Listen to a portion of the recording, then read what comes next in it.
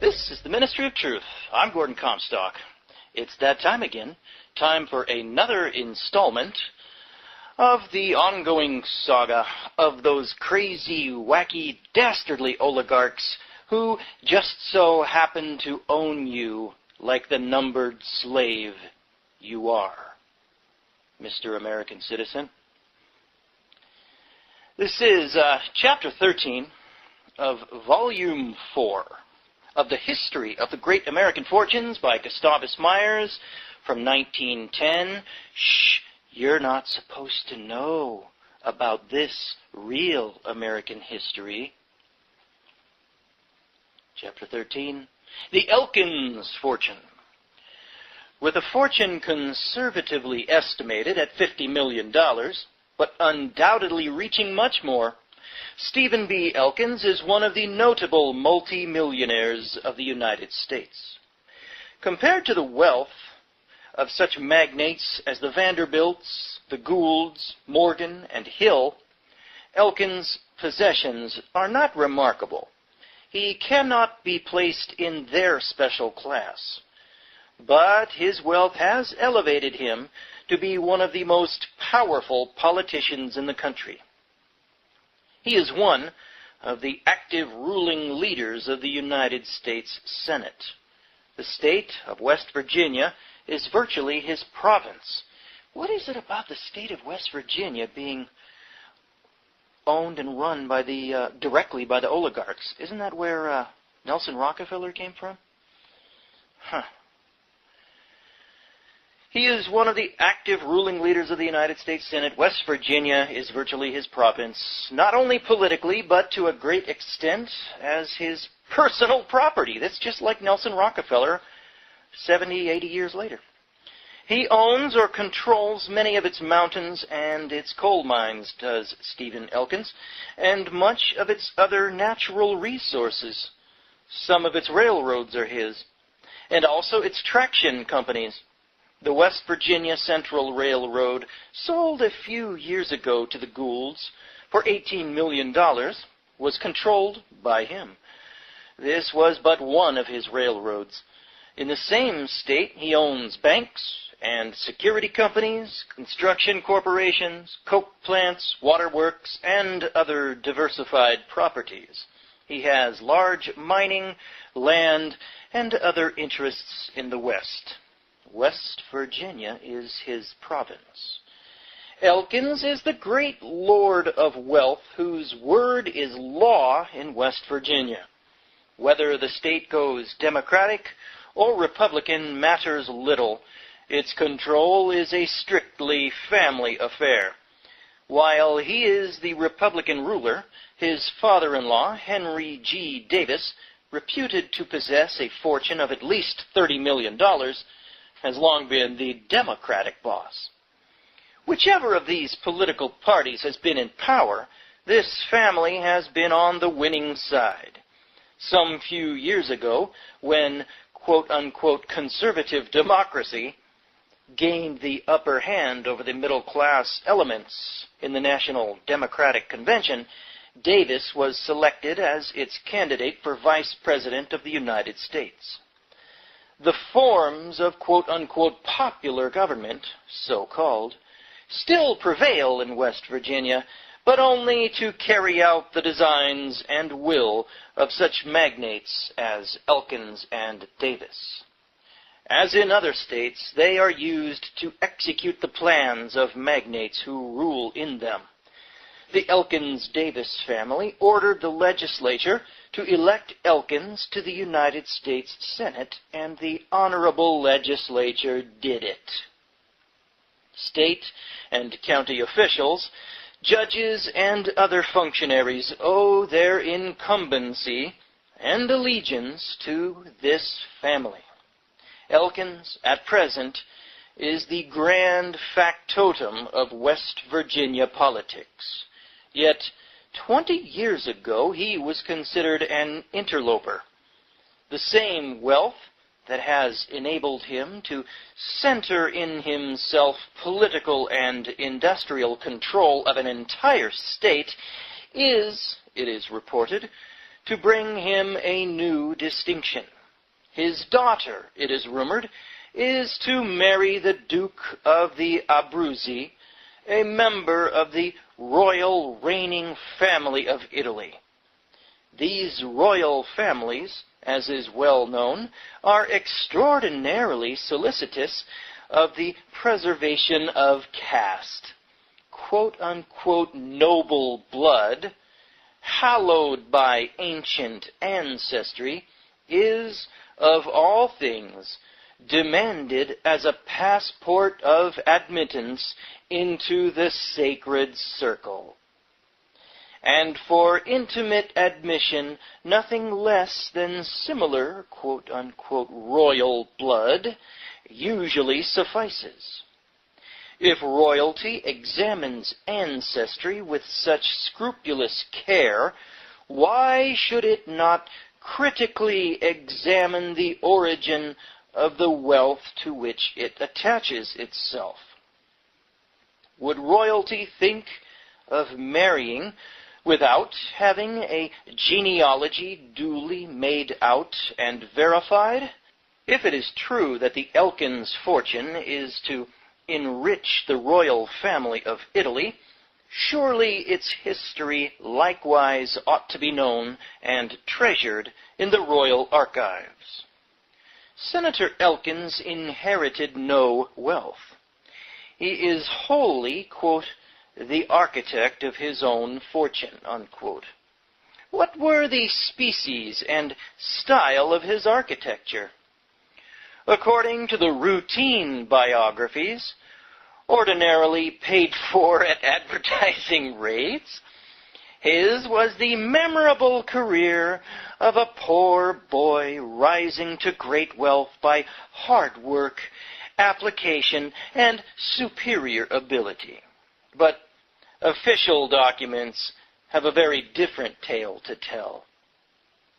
And while they do not explain how Elkins obtained all of his millions, they give enough vivid details of the methods by which he first became a millionaire.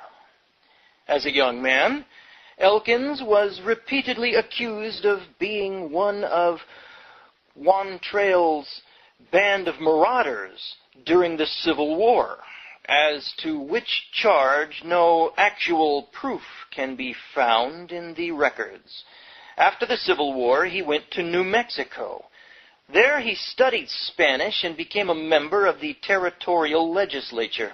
His enemies, both partisan and personal, brought the accusation against him that he was the originator and ringleader of the immense land frauds current in New Mexico. This particular charge was both unjust and false. Long before Elkins drifted into the Southwest, the land frauds were notorious. What he and others did after the Civil War was nothing more than a continuation of what had been going on for many years. It is characteristic of the way in which American history has been written that not a line can be found of the gigantic frauds by which tens of millions of acres of land were stolen in the Southwest and in the Pacific states after the Mexican War, although court records and other official documents relate enough details to make an extended work by themselves.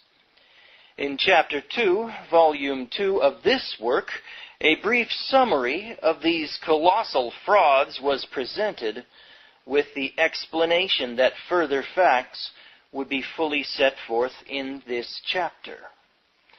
Under the Mexican colonization laws, no individual was entitled to or could claim more than 48,000 acres.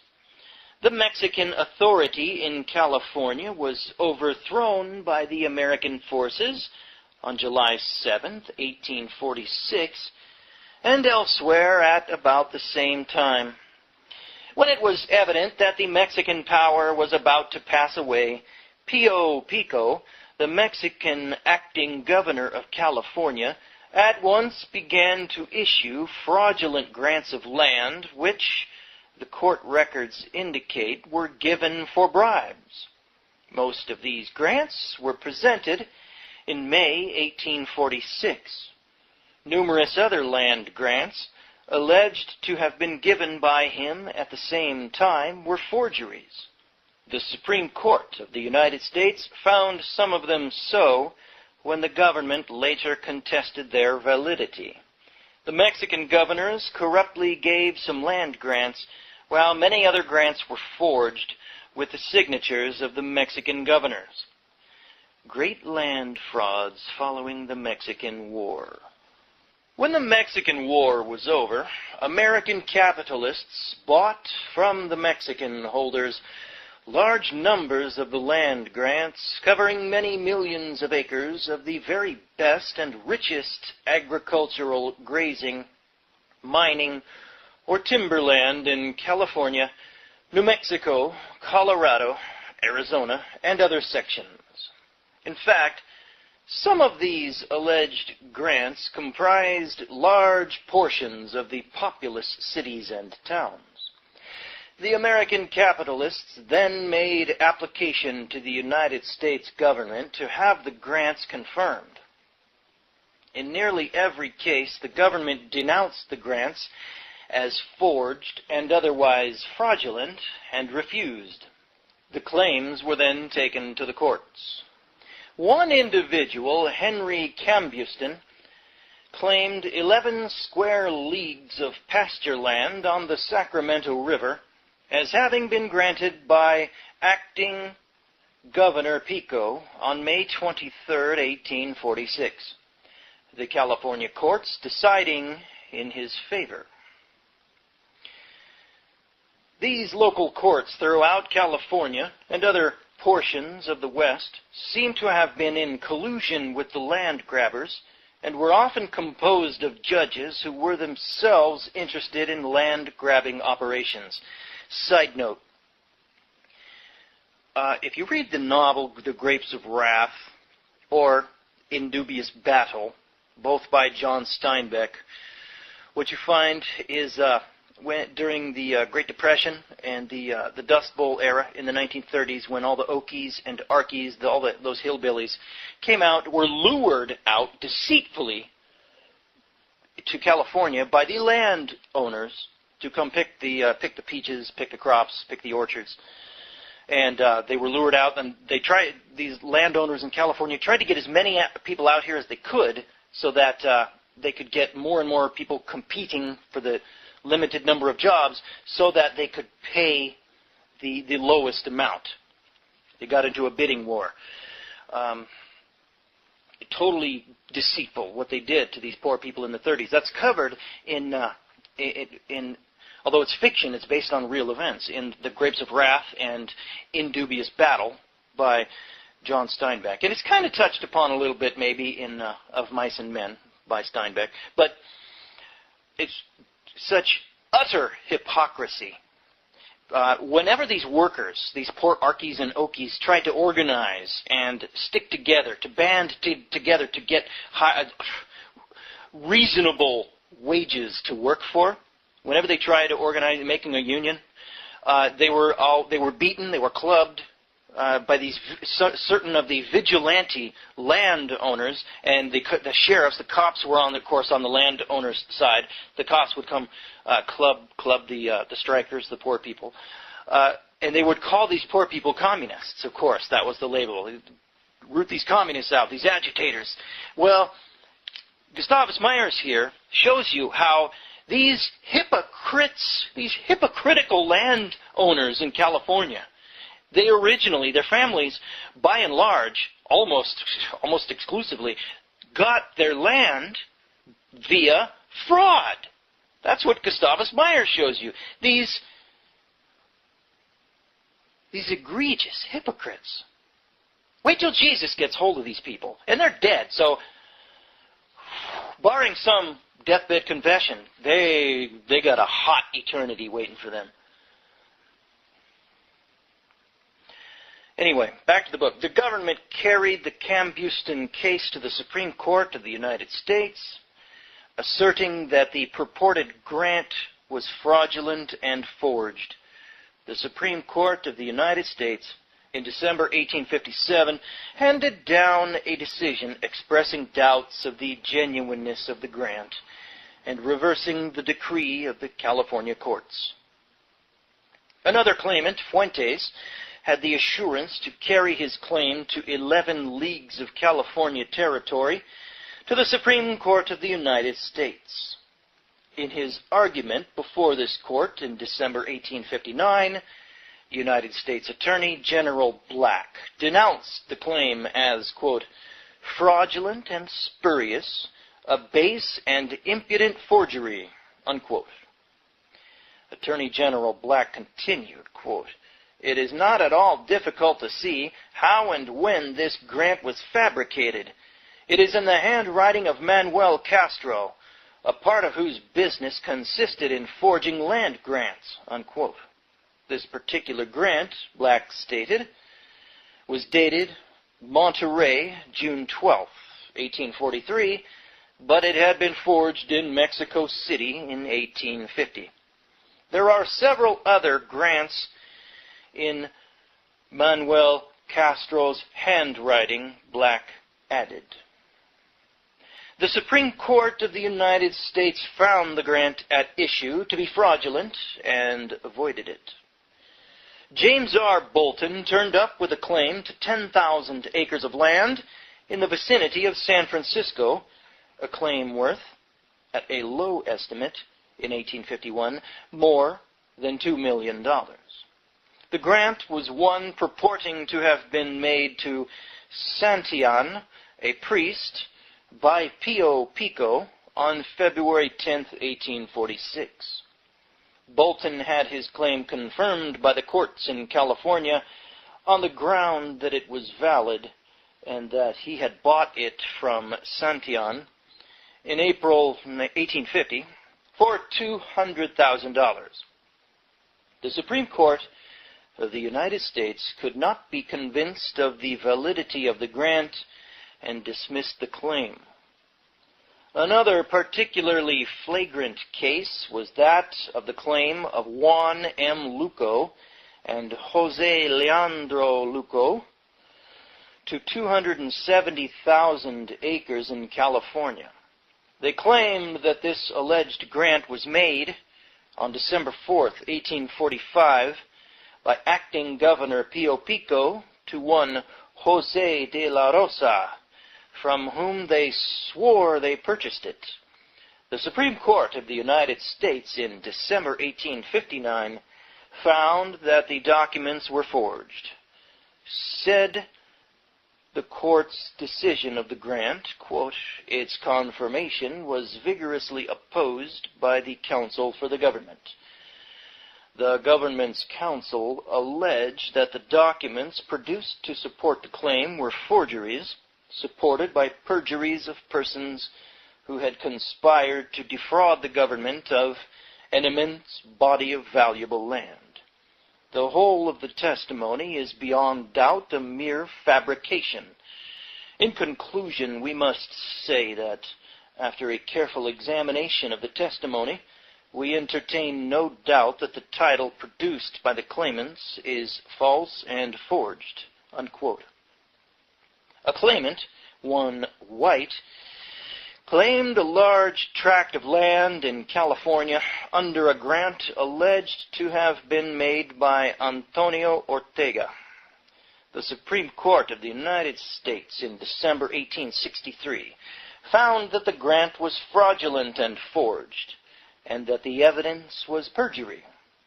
In the case of Andres Pico against the United States for the possession of 11 square leagues of land in California, the Supreme Court of the United States decided that the grant alleged to have been made by acting Governor Pio Pico on June 6, 1846, was fraudulent and the documents were forged. Large estates secured by forgery and perjury. These were a few of the 36 private land claims rejected by the Supreme Court of the United States up to 1869. They were crude forgeries, and the cases were not skillfully prepared. But 33 other claims were confirmed. Most of these were fully as fraudulent as those rejected, but the work of forgery was so cleverly done, and bought witnesses, well trained in the art of giving testimony, gave such corroborative evidence that the majority of the Supreme Court of the United States declared that it found itself in a position where it could find no grounds upon which to dismiss the claims. Numbers of these grants embraced gold and silver mines and valuable timberlands, as well as agricultural tracts. An example of this successful imposture was the case of Hornsby versus the United States. Hornsby claimed that acting Governor Pico, on May 6, 1846, had granted 40,000 acres of land in California to Jose Roland, from whom Hornsby testified that he bought the claim. The majority of the Supreme Court of the United States in December 1869 confirmed the grant on the ground that the title was possessed at the time California was admitted to the Union. But Justices Davis, Clifford, and Swain, in a dissenting opinion, said, quote, "The Mexican authority was overthrown in California on July 7, 1846. But the history of the times made it clear to every intelligent man for a considerable period before this date that the country would pass to the jurisdiction of the United States. During this period, grants of land were made very freely by Pio Pico, the acting governor, and the records of this court show that many of the grants were invalid and fraudulent.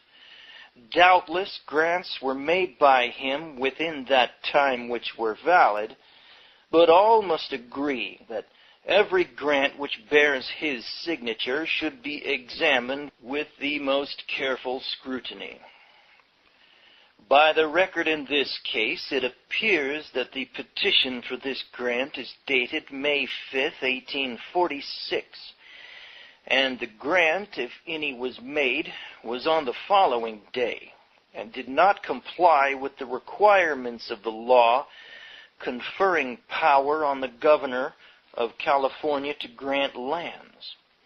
No possession of any kind is proved in this case, and the authenticity of this grant, covering an area of over 40,000 acres of land, depends upon the testimony of a single witness, unsupported by any proof, except the imperfect and mutilated expediente found among a mass of loose papers on the floor of one of the rooms of the custom house at Monterey after the Mexican officials had fled on the approach of our forces," unquote. The Congressional Committee reports of the period are likewise full of evidences of the prevailing frauds. An organized system of fraud. In his report to Congress in 1860, United States Attorney General Black described how he had ordered the Mexican archives to be collected, and he gave the results of that investigation. He wrote, quote, "The archives thus collected furnished irresistible proof that there had been an organized system of fabricating land titles carried on for a long time in California by Mexican officials. That forgery and perjury had been reduced to a regular occupation. That the making of false grants, with the subornation of false witnesses to prove them, had become a trade and a business. There was also compiled from the records here a faithful chart of all of the professional witnesses or persons supposed to have hired themselves out to do the business of false swearing of claims. Today, full biographies of nearly all of the men who have been engaged in these schemes of imposture, from governors down to the lowest suborned witnesses, can now be furnished whenever necessary." Unquote. Attorney General Black set forth further, quote, "It must be remembered that these grants, in most of these fraudulent cases, were very skillfully got up, and were supported by the positive oaths, not merely of obscure men whose characters were presumed to be fair, but also by the testimony of distinguished men, who had occupied high social and political places under the former governors. Their honesty in many cases was never suspected until after the records were brought to Washington. The fraudulent land claims passed through 2 lower tribunals, some of them without being questioned, and nearly all of them without successful opposition. The value of the lands claimed under grants ascertained to be forged is $150 million. It is vain to look for public morality under a government which fails to distinguish between honest titles and fraudulent claims." Unquote. Reporting on February 20th, 1860, on the claim of William McGarahan to a large land grant in California, including vast rich mines, alleged to have been granted by acting Governor Pico to Vincent P. Gomez and sold to McGarahan, the House Committee on Claims wrote, quote, "Gomez, Abrego, and Moreno are suitable associates. They are equally notorious for the forgeries and perjuries in which they have been concerned. Gomez and Abrego were the chief instruments in the false swearing in the great Limantour swindle that attracted so much public attention some years ago. Ex-Secretary Stanton visited California in 1858 in behalf of the United States in connection with land cases, and then found that Abrego had been a witness to support 32 and Gomez 12 claims, most of which ascertained to be frauds or forgeries." Unquote. The committee went on to say that, quote, "Many of the towns and cities of California are covered by these rejected claims, and if Congress is to re-adjudicate and reverse one case on ex parte evidence, then the other 35 will be resurrected, and an army of land sharks, lobby agents, and lying witnesses will invade the Capitol and defile the halls of legislation with their schemes of forgery and perjury." Unquote. The committee referred to, quote, "a bag full of the affidavits of drunken and venal Mexicans who can be hired for $5 apiece to swear to anything." Unquote. It said that dependent upon the passage of the McGarahan bill was a prize of more than $500,000, and that, quote, "politicians, lawyers, and editors have taken large shares in the lottery. The professional lobby, both male and female, have been marshaled behind and around McGarahan. The crowd is impatient of delay and hungry for the spoils of victory." Unquote. Corruption of Congress and the courts. The national capital was not only filled with lobbyists for these land grabbers, but members of Congress were financially interested in the success of the fraudulent claims, or themselves held claims in the names of dummies. It was also strongly suspected, although never proved, that at least one justice of the Supreme Court of the United States, appointed during the Civil War, and the very one whose vote often decided the fate of the claims, was interested, either financially, politically, or by friendly connection with certain of the land claimants. As we have seen in other chapters, it was no unusual matter for the highest judiciary, as well as the lowest, to hold stock or other evidences of property in corporations or enterprises, cases affecting which were decided by those very judges or their associates. These decisions would then take rank as precedents to be cited in future cases. Blatant conflict of interest decisions that are used as precedents later on. Oh, lovely. Oh, wow. There's your history, folks. There's your American history. But we're a Christian nation. Right, Dr. Stan. Right, you fraud. Back to the book. But the courts were not the sole reliance of the land grabbers and other plunderers. It was Congress that they usually depended upon for the confirmation of their schemes. A confirming act passed by Congress was considered as law, strictly binding upon the courts, and it was to be generally expected that the courts would construe the acts of Congress with the closest technicality. Thus it was, to mention only one instance of many instances, that Marshall O. Roberts and his partners succeeded in robbing the United States Treasury out of millions of dollars by lobbying an act through Congress so adroitly worded that, after the Court of Claims had dismissed the claim, the Supreme Court of the United States decided, upon technical grounds, that the act of Congress amounted to a ratification of their claim. Woe to you, snaky shyster lawyers. Beginning by about the year 1860, Congress was, quote-unquote, induced to confirm one private land claim after another. The reports of a number of the congressional committees on private land claims strongly suggest bribery, but no positive specific proof appears. Of course not. Very often these measures were passed in the hurry and confusion of the last days of a session. Oh, you mean like right before Christmas, like the Federal Reserve hoax? Fraud. And with few members knowing what they were.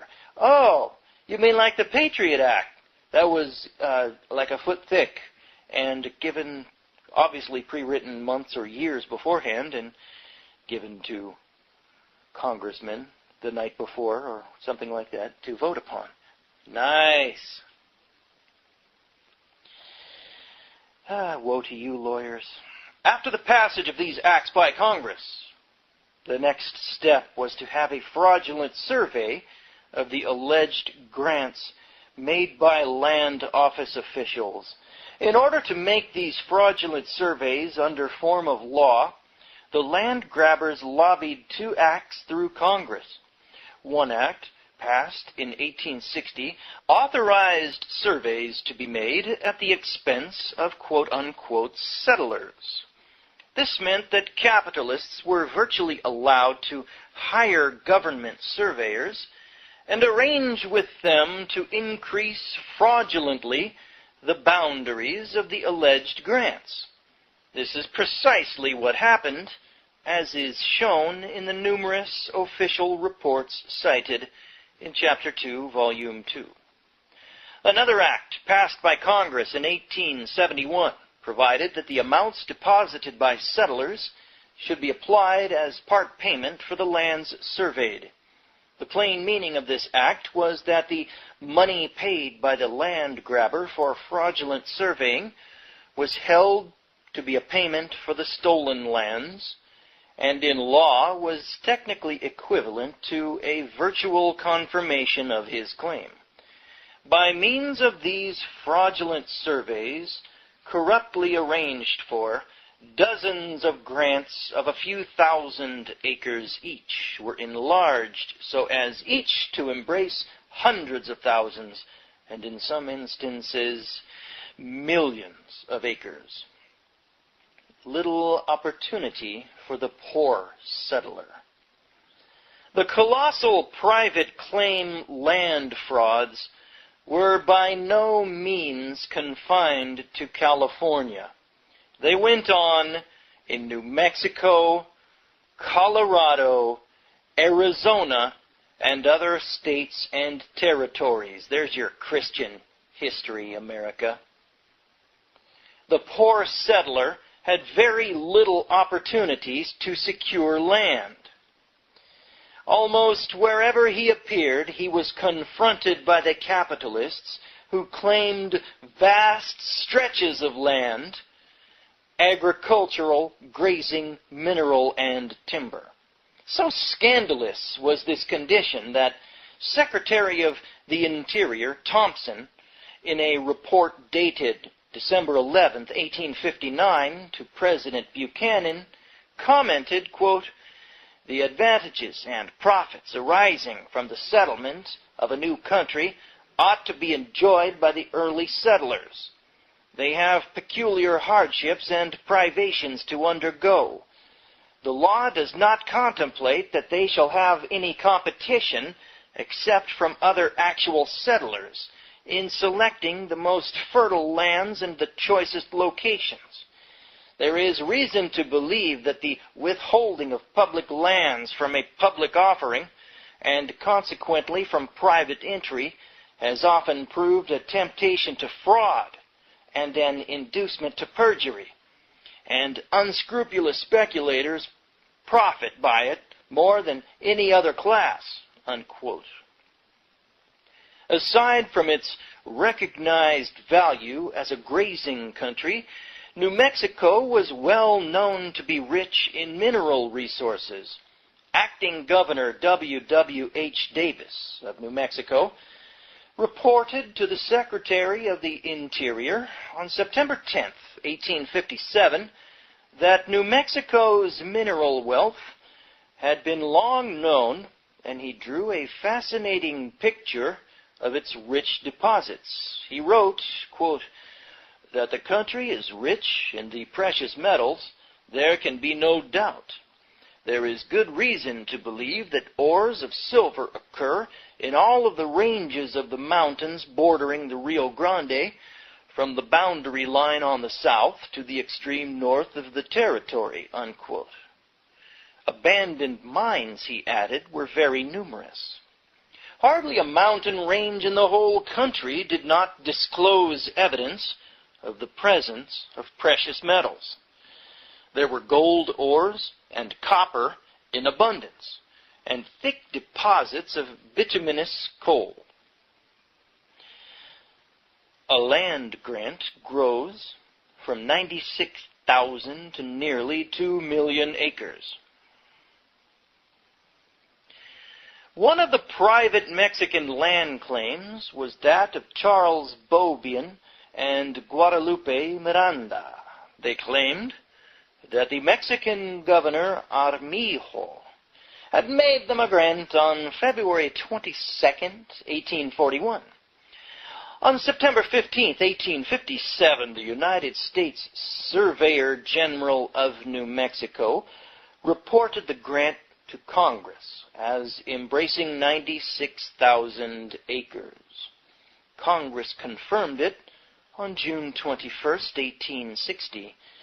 One L.B. Maxwell had bought the claim from Beaubien and Miranda, and in 1869 he applied to the General Land Office for a survey, claiming that the grant comprised about 2 million acres, partly in Colorado, but mainly in New Mexico.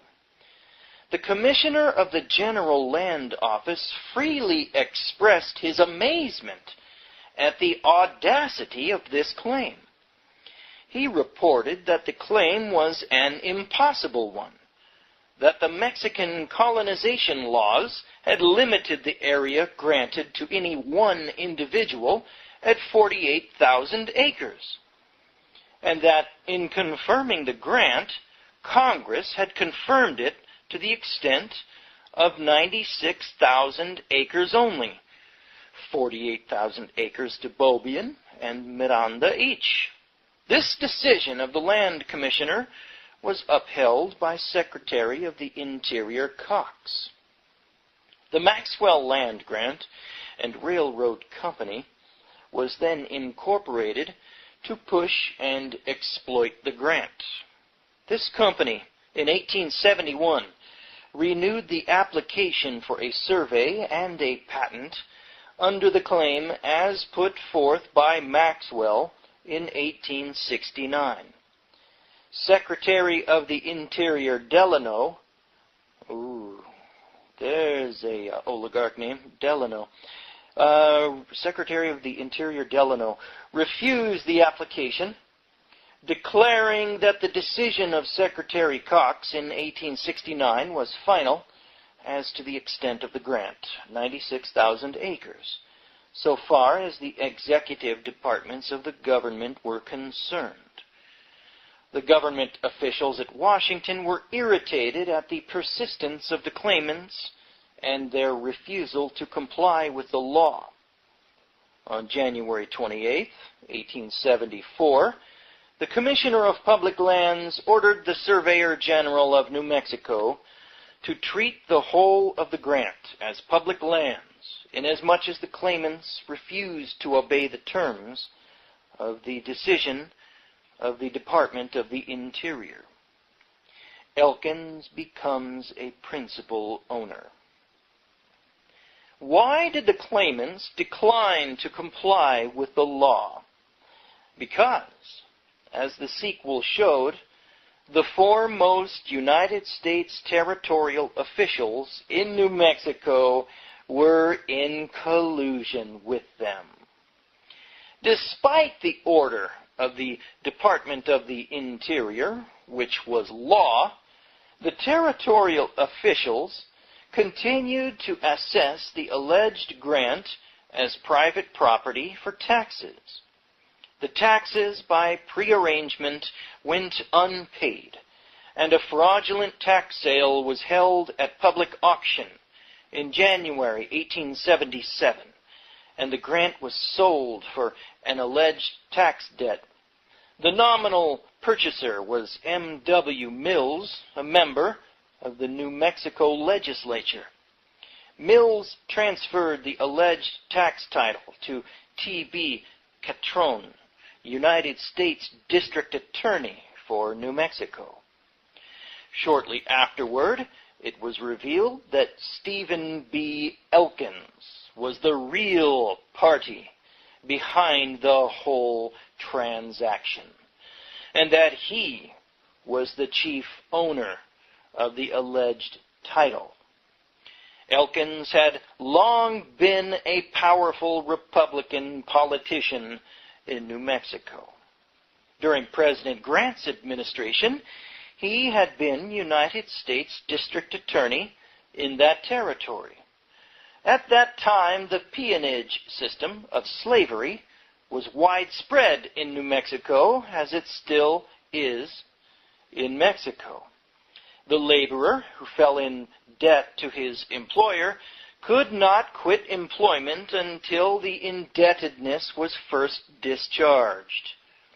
This resulted in the workers' practical slavery. Under the United States laws, the government paid a fee of $25 for each conviction of persons charged with violating the peonage statutes of the United States.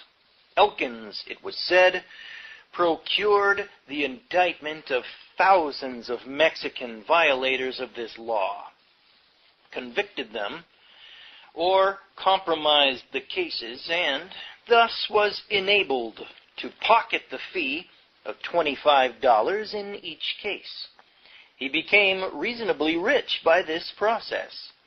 He was then elected a delegate to Congress from New Mexico, and it was during this time that he got hold of the Maxwell Land Grant and pushed it in Congress. The records of the General Land Office of January 28, 1874, show that Stephen B. Elkins was interested in having this alleged grant surveyed. He was, at that very time, in Congress. Immediately after the fraudulent tax sale had been held, the Maxwell Land Grant and Railway Company made, in 1877, another application to the General Land Office for a survey and patent. This time there was no opposition from the government officials at Washington. Matters moved with extraordinary smoothness. The General Land Office ordered a survey. Who did the surveying? One of the two surveyors was Elkins' brother, John T. Elkins. On August 15, 1877, the United States Surveyor General in New Mexico entered into a contract with John T. Elkins and Robert T. Marmon for the execution of the survey. Their bondsmen were Stephen B. Elkins and James L. Johnson. These surveyors reported the grant as embracing in all 1,714,764.94 acres.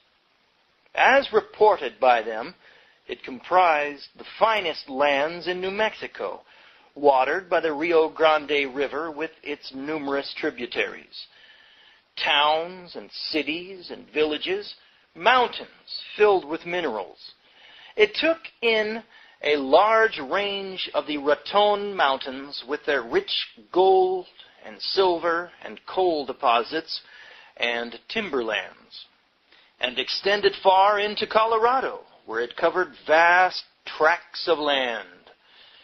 The General Land Office on May 19, 1879, gave a patent in the form of a quitclaim for the whole of the 1,714,764.94 acres claimed in the survey. Meanwhile, the grant had been mortgaged to a syndicate of Holland capitalists for the sum of 700,000 pounds in sterling money and Dutch currency. To their consternation, they soon found that they had a bitter lawsuit on their hands. They had been entirely unaware of the fact that the government challenged the validity of the grant. Okay, let's take a break. See you on the other side. Couple of minutes, folks. Here we are. We're back. Back to, wow, how many times can you possibly use the word fraud and do so legitimately in the same book? This is true history, and the guy's got to use fraud in about every other sentence to describe our real American history. Okay, back now to Chapter 13 of Volume 4 of the History of the Great American Fortunes by Gustavus Myers from 1910. The government charges fraud. The government brought an action to have the grant declared void. On August 25, 1882, it sued the Maxwell Land Grant Company, the Denver and Rio Grande Railway Company, the Atchison, Topeka, and Santa Fe Railway Company, and the Pueblo and Arkansas Valley Railroad Company. The government's bill of complaint, the court record reads, quote, charged that the survey on which this patent was issued was falsely and fraudulently made, and that the Maxwell Land Grant Company and certain parties who made this survey under a contract with the government conspired to cheat the government of the United States by including a larger amount of land than was intended to be embraced by the original grant of the Republic of Mexico.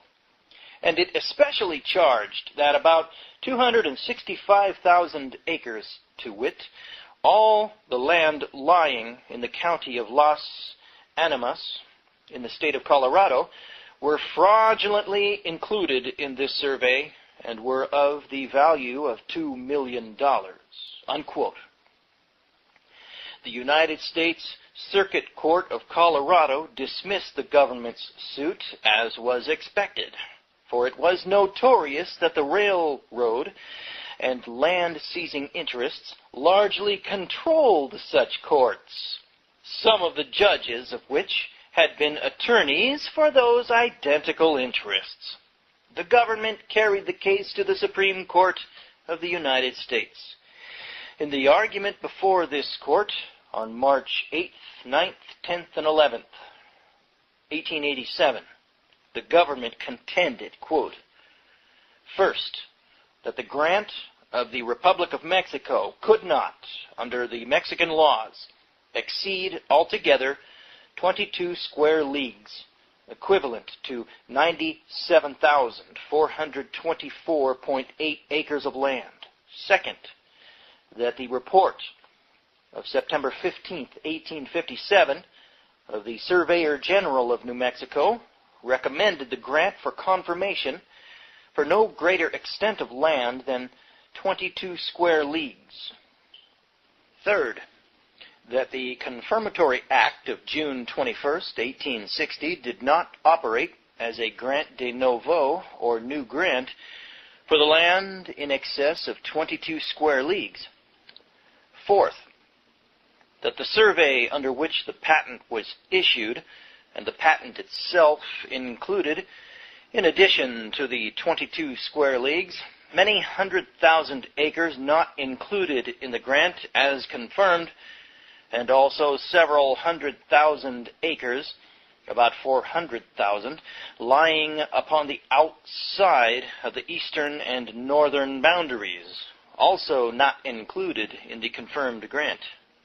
Fifth, that the patent was issued by officers of the Land Department to include the 1,600,000 excess acres because, quote, of the frauds and deceits practiced upon the Commissioner of the General Land Office and his agents, and by Surveyor General Spencer and the Deputy United States Surveyors Elkins and Marmons, in the interest of such owners, unquote.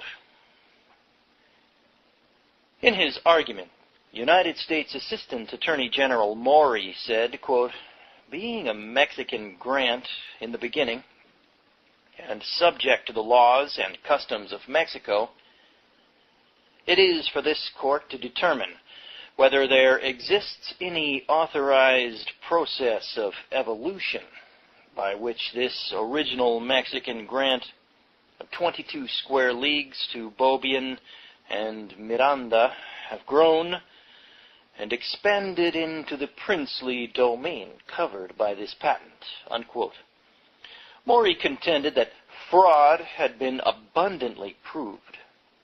J. A. Bentley, special counsel for the government, submitting a long brief arguing that frauds were practiced upon the government in the enlargement of the boundaries of the grant, and he also argued that the decision of Secretary of the Interior Cox in 1869 was final.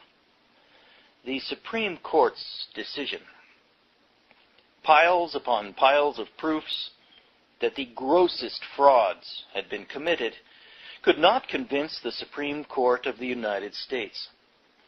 In its decision of April 18, 1887, it held that the Act of June 21, 1860, was virtually a new grant, and that it confirmed the grant to the full extent of the 1,714,764.94 acres claimed, a decision received with the utmost amazement by the whole country. With this decision in hand, the Maxwell grant holders proceeded to evict settlers right and left. This raised a great storm. The settlers on the grant organized and appointed O. P. McMains, their agent, to present their petition for redress to Congress. In an affidavit dated May 9, 1892, McMains, on behalf of the settlers, charged the different United States authorities, such as Secretary of the Interior Noble, Land Commissioner Carter, parentheses, at present, in 1909, a United States Senator from Montana, end parentheses, and other officials with refusing to throw open the grant as public lands. This refusal, the affidavit pointed out, was in violation of the explicit act of Congress of June 21, 1860. The affidavit read on, quote, "And the deponent further deposes and says that S.B. Elkins was the last president of the Maxwell Land Grant and Railway Company, which was bankrupt at the time of his resignation in 1875. That after 1875, the said S.B. Elkins had no connection with the said company as officer or counsel, and took no part in the company's affairs. That he was nevertheless interested as an outsider and speculator in having the land required by law to be treated as public land, again treated and surveyed as the alleged Beaubien and Miranda or Maxwell grant, and made a trip to Europe in the latter part of 1875-1876 with a scheme in view for the reorganization of the Maxwell Land Grant Company. That T.B. Catrone of New Mexico, who was interested with Elkins in having the land required by law to be treated as public land, again treated and surveyed as the alleged Maxwell grant, became, on July 19, 1877, by an unlawful and fraudulent tax title deed, an alleged owner of nearly 2 million acres of public land as the so-called Beaubien and Miranda or Maxwell grant. That in order to profit by the unlawful tax title deed to public land as the alleged Maxwell grant, it became necessary to defeat the enforcement of the final and valid order of the Department of the Interior of January 28, 1874, requiring the lands claimed by the Maxwell grant claimants to be treated as public land by prosecuting anew the adjudicated Maxwell grant claim against the United States to survey and patent. That the parties conspiring to prosecute said adjudicated claim against the United States in violation of Section 5498 of the revised statutes were Honorable S.B. Elkins, then delegate to New Mexico in Congress, Honorable T.B. Catrone, then United States Attorney for New Mexico, and Honorable J.A. Williamson, then Commissioner of the General Land Office. That the object of said conspiracy was accomplished, the enforcement of the valid order of January 28, 1874, and the Act of Congress of June 21, 1860, was defeated. Homestead and preemption settlers were deprived of their private and vested rights without due process of law, and the United States deprived of its surveyed public lands, unquote. The affidavit went on to say that, quote, the refusal of the officials to enforce the act of Congress is in the interest of the aforesaid conspiracy, that by such wrongful refusal said Secretary and Commissioner are aiding and abetting by trick and fraud the said conspiracy." Unquote. The House Committee on Private Land Claims, to whom the petition of the settlers was referred, found that the statements regarding the New Mexican portion of the grant were true.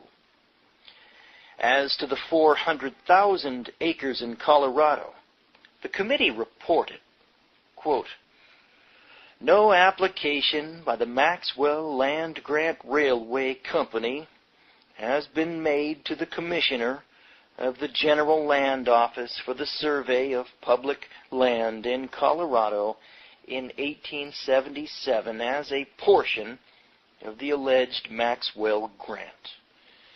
But a party who is in no wise connected with the company or acting in any capacity in behalf of the company, Honorable S.B. Elkins, did ask for a survey to be approved." Unquote.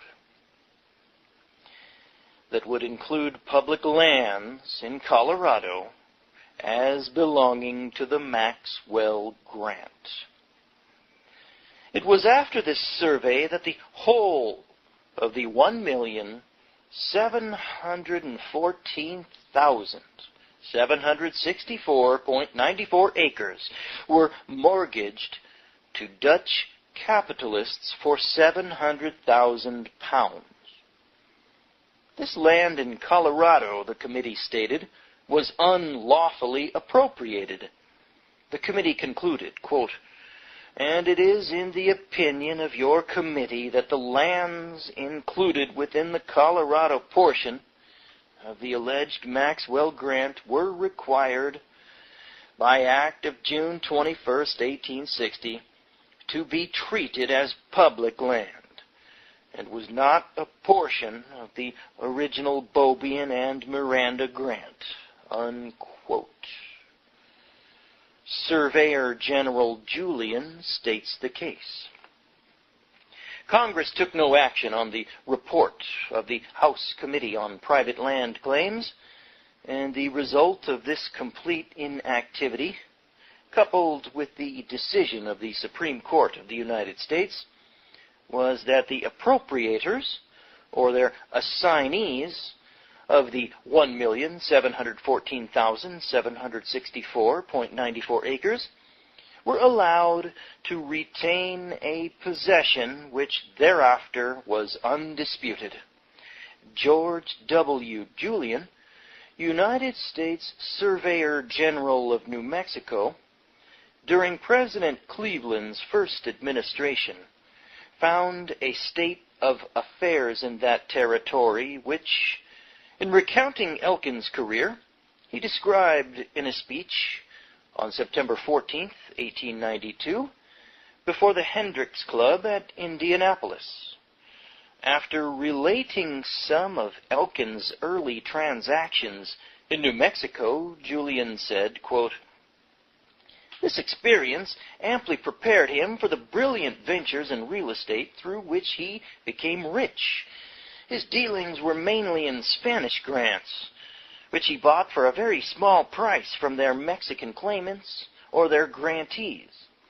The boundaries of these grants were vague and uncertain, and their definite settlement had to be determined by the Surveyor General of the territory, subject to the final action of Congress. Elkins became a member of the land ring of the territory, and largely through his influence the survey of these grants was made to contain hundreds of thousands of acres that did not belong to them. He thus became a great landholder, for through the manipulation of committees in Congress, grants thus illegally surveyed were confirmed with their fictitious boundaries. He made himself particularly conspicuous as the hero of the famous Maxwell grant which, as Secretary Cox decided in 1869, contained only 22 square leagues, or about 96,000 acres, but which, under the manipulation of Elkins, was surveyed and patented for 1,714,764.94 acres, or nearly 2,680 square miles. Congress, through the action of its committees, was beguiled into the confirmation of the grant, with the exterior boundaries vaguely indicated in it so stretched as to cover the whole of this immense area, and which confirmation by Congress compelled the Supreme Court to recognize this astounding robbery as valid. By such methods as these, more than 10 million acres of the public domain in New Mexico have become the spoil of land grabbers, and the ringleader in this game of spoliation was Stephen B. Elkins, the confederate of Stephen W. Dorsey, and the master spirit in the movement. He was thoroughly qualified for his work. He was irrepressible and full of resources. He was a genius in business, and in the pursuit of his ends was singularly unshackled by a conscience. He used the Surveyor General of the territory, the Land Department in Washington, and the committees of Congress as his instruments in fleecing poor settlers and robbing the government of its lands. To cheat a man out of his home is justly regarded as a crime second only to murder, and to rob the nation of its public domain, and thus abridge the opportunities of landless men to acquire homes, is not only a crime against society, but a cruel mockery of the poor. If any such considerations ever disturbed the dreams of Mr. Elkins, they were summarily silenced by his overmastering zeal in the work of, quote, practical politics, unquote. According to Dorsey, Elkins knew more than any other person about the Star Route cases which became famous a dozen years ago, and he will also be remembered as engaged in the prosecution of a claim of $50 million against Brazil while Blaine was Secretary of State under Garfield, which claim was afterward indignantly rejected by Secretary Bayard. In referring to these matters, I do not speak at random, but from official documents, and ascertained facts with which I became familiar during my public service of 4 years in that territory under the last administration, unquote. The quote-unquote Star Route frauds, to which Julian referred, became a great public scandal 30 years ago. By means of them, the United States Treasury was robbed of large sums. The term quote-unquote Star Route was used to designate interior postal routes on which the mails were carried other than on railroads or by steamboats. These routes were officially designated on the books of the Post Office Department by asterisks or stars, thus, hence the term. The investigations made by the Post Office Department and by committees of Congress did not reveal Elkins as a contractor.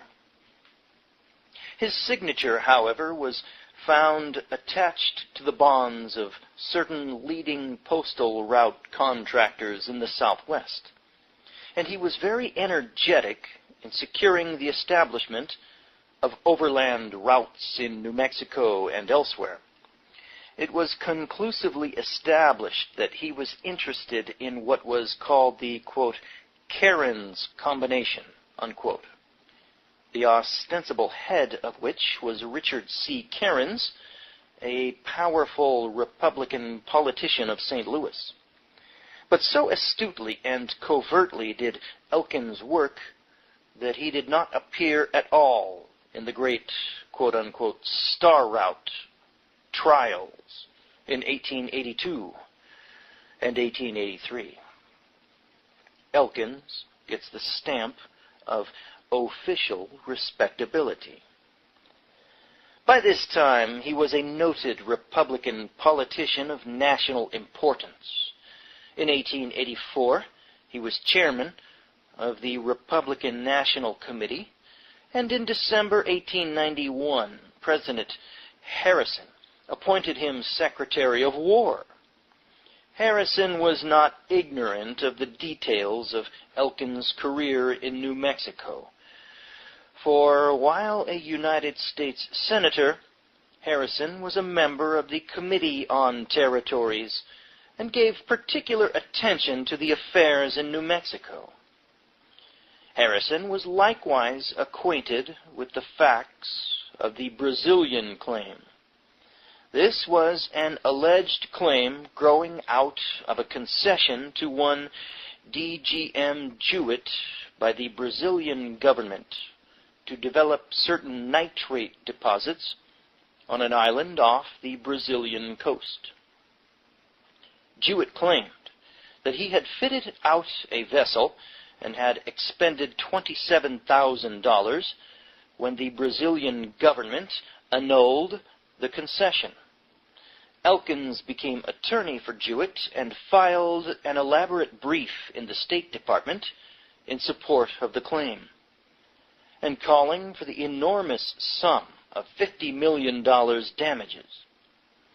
Elkins tried to get successive United States Secretaries of State to press the claim, but Secretary Bayard fully investigated it in 1886, and President Cleveland sent the correspondence to the Senate with a special message which closed as follows, quote, "Such an egregious claim is an outrage upon any nation with which the United States has or desires to have friendly relations.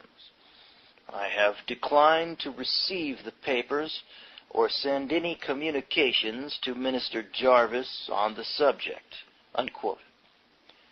The Maxwell land grant and the Star Route affair were only two of Elkin's many transactions in New Mexico. Meanwhile, he had married the daughter of United States Senator Henry G. Davis, a millionaire railroad and coal mine owner of West Virginia. Elkins removed to that state. With the millions gathered in the Southwest, and with the help of his father-in-law's many millions, he there became a great magnate, getting control of one property after another. He, Cairns, and Davis built several West Virginia railroads and obtained control of coal, coke, oil, and lumber properties. They also financed the construction of railroads in California, Nevada, and Utah. Elkins built a splendid castle-like palace in the town bearing his name. On a mountainside, it commands a view of peaks and valleys for 35 miles. In 1895, he was elected to the United States Senate by the West Virginia legislature after a campaign in which, it was freely charged, corruption money in the form of campaign funds was distributed throughout the entire state to ensure the election of members favorable to his plans. In the United States Senate, Elkins has been one of the most adroit and useful law drafters for the plutocracy. One of his most notable acts was an amendment to the Interstate Commerce Act, expunging the clause providing imprisonment for violation of the anti-rebating law and giving complete immunity to magnates who testify in such proceedings brought against them. Boy, these plutocrats, they love immunity. Just like the vaccination corporations. As one of the wealth rulers and lawmakers of the United States, Elkins is obviously a very powerful and distinguished magnate. Moralizers may well contemplate his career and consider its climax. Were the suggestion even facetiously made that our legislators should be elected wholly from prison constituencies, it would be received with either amazed shock or droll levity according to temperament. And yet it should cause neither of these receptions, for have we not seen herein, by a convincing mass of facts, that business society, after all, consists so largely of those who have not been found out and punished, and those who have? Such a conclusion, as we see, is no exaggeration. And have we not also seen by the facts that the great despoilers become the dictators of the very communities whom they despoil? How would it do to reverse the process and elect the petty despoilers, convicts though they be, as rulers? 'Twould be no worse, and perhaps better. But neither of these classes can be condemned for the passions and crimes which the system and the forces of that system generate and too often compel. The system, not the units, stands the need of change. By the light of this fact, and this alone, Elkin's career, and that of all like him, big and little, should be considered. Okay, that was Chapter 13 of Volume 4 of the History of the Great American Fortunes by Gustavus Myers from 1910. I am Gordon Comstock. This is the Ministry of Truth. The legislature did it. State and county officials, judges, and other functionaries owe their incumbency and allegiance to this family. Elkins, at present, is the grand factotum of West Virginia politics. Yet 20 years ago he was considered an interloper. The same wealth that has enabled him to center in himself political and industrial control of an entire state is, it is reported, to bring him a new distinction. His daughter, it is rumored, is to marry the Duke of the Abruzzi, a member of the royal reigning family of Italy. These royal families, as is well known, are extraordinarily solicitous of the preservation of caste. Quote-unquote noble blood, hallowed by ancient ancestry, is, of all things, demanded as a passport of admittance into the sacred circle. And for intimate admission, nothing less than similar, quote-unquote, royal blood usually suffices. If royalty examines ancestry with such scrupulous care, why should it not critically examine the origin of the wealth to which it attaches itself? Would royalty think of marrying without having a genealogy duly made out and verified? If it is true that the Elkins fortune is to enrich the royal family of Italy, surely its history likewise ought to, in which American history has been written, that not a line can be found of the gigantic frauds by which tens of millions of acres of land were stolen in the Southwest and in the Pacific states after the Mexican War, although court records and other official documents relate enough details to make an extended work by themselves. In Chapter 2, Volume 2 of this work, A brief summary of these colossal frauds was presented, with the explanation that further facts would be fully set forth in this chapter. Under the Mexican colonization laws, no individual was entitled to or could claim more than 48,000 acres.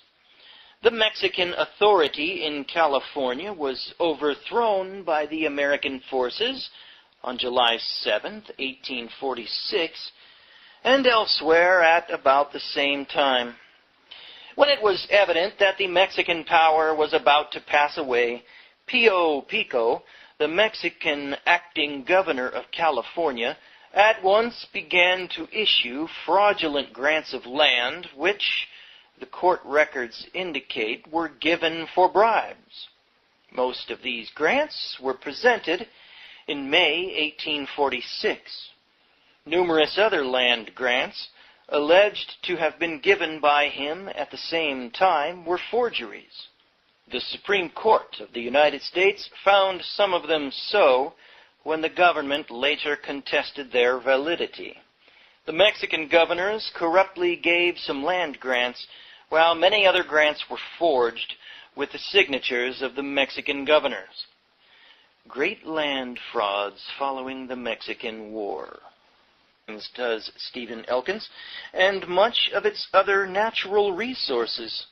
Some of its railroads are his, and also its traction companies. The West Virginia Central Railroad, sold a few years ago to the Goulds for $18 million, was controlled by him. This was but one of his railroads.